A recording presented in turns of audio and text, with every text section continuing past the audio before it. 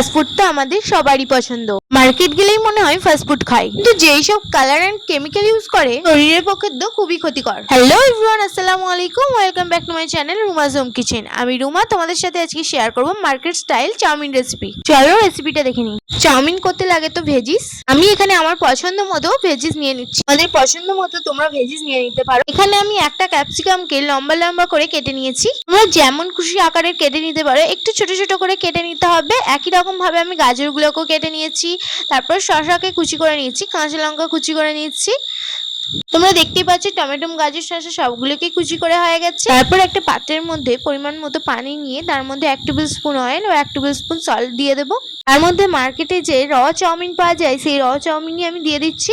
সবাই কম বেশি চাউমিন বানাতে পারে, কিন্তু মার্কেটের মতো চাউমিন হয় না। মার্কেটের মতো চাউমিন খেতে হলে আমার এই রেসিপিটা পুরোটা ফলো করতে হবে। আমি এখানে কোনো রকম কালার কিংবা কোনো রকম কেমিক্যাল এবং ভিনিগারও পর্যন্ত ব্যবহার না করে মার্কেটের মতো বানিয়ে দেখাবো। চাউমিনটা পারফেক্টলি 2 থেকে 3 মিনিট সিদ্ধ করা হয়ে গেলে একটা ঝাঁঝরিতে ভালোভাবে ঝরিয়ে নিতে হবে। গরম পানিটা পুরোপুরি ঝরিয়ে গেলে 1 গ্লাস মতো ঠান্ডা পানি দিয়ে পুরোটা চাউমিন ভালোভাবে ধুয়ে নিতে হবে। দেন একটা প্যান হিট করে তার মধ্যে অয়েল দিয়ে হিট করে নিয়ে 3টে ডিম আমি ফাটিয়ে একদম খুরখুরি করে ভেজে নিচ্ছি। তোমরা চাইলে এখানে কিন্তু চিকেনও অ্যাড করতে পারো।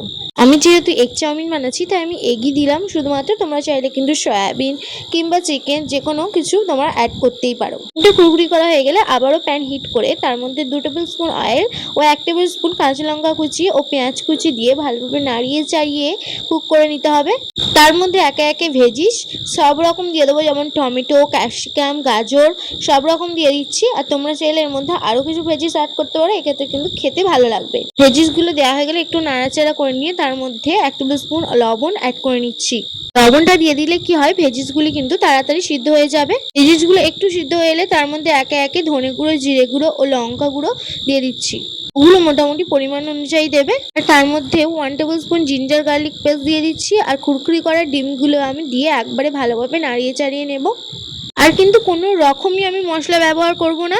তারপর সিদ্ধ করে রাখা চাউমিনগুলো দিয়ে মিক্স করে নিতে হবে সবগুলোকে। খেতে কিন্তু দুর্দান্ত হয়েছিল। তোমরা মার্কেট থেকে না কিনে এবার কিন্তু বাড়িতে বানিয়ে খেয়ে দেখো। সসা কেচাপ দিয়ে ডেকোরেশন করে নিলেই তৈরি। ভালো লাগলে লাইক, শেয়ার, কমেন্ট অবশ্যই করবে। আল্লাহ হাফেজ।